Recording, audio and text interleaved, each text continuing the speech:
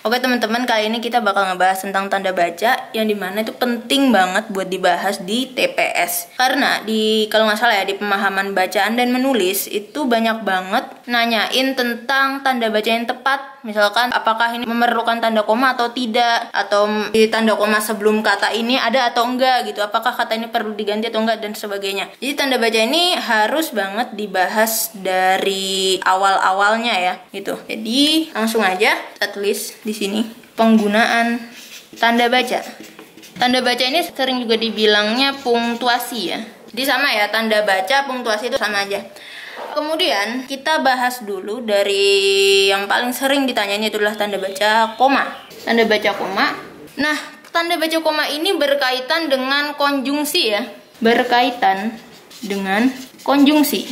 Konjungsi adalah kata sambung ya. Kata sambung. Apa tuh maksudnya? Konjungsi itu menghubungkan apa dengan apa? Konjungsi itu menghubungkan antar klausa. Jadi klausa di sebelah sini, kemudian ketemu lagi sama klausa. Nah, X di sini sebagai konjungsinya. Klausa itu apa sih? Klausa itu, jadi satu klausa itu terdiri dari subjek, kemudian predikat. Ini juga subjek, kemudian predikat. Nah, di sini tuh ada penghubungnya gitu ya. Kita bahas dari awal dulu, itu adalah konjungsi untuk koordinatif ya. Koordinatif.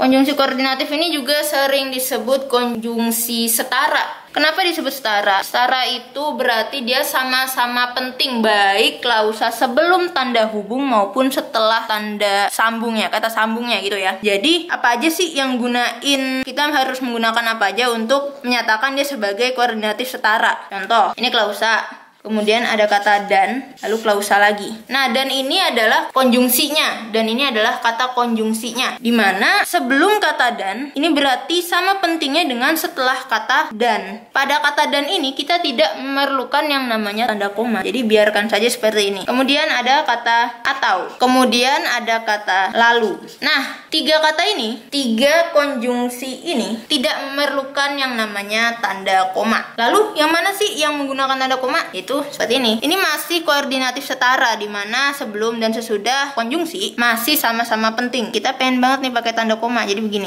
Ini klausa, kemudian tanda koma. Itu adalah sedangkan. Terus klausa lagi. Kemudian kata ini klausa, koma, namun, lalu klausa.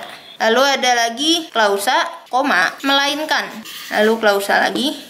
Klausa, koma, padahal. Lalu klausa lagi. Dan ini yang terakhir adalah tetapi, lalu klausa. Nah, jadi penggunaan tanda koma sebelum konjungsi yaitu penggunaannya pada kata sedangkan, namun, melainkan, padahal, dan tetapi. Gimana sih cara gampang ngapalinnya? Cara gampang ngapalinnya adalah kamu lihat nih. S, N, M, P, T. Jadi penggunaan tanda koma sebelum konjungsi yaitu pada SNMPT. Sedangkan, namun, melainkan, padahal, tetapi. Seperti itu. Nah, sekarang pada pembahasan ini kakak akan melanjutkan di video selanjutnya. Jadi jangan lupa untuk tetap menonton video-video yang lain. Dan jangan lupa untuk like video ini dan share ke teman kamu yang membutuhkan. Terima kasih.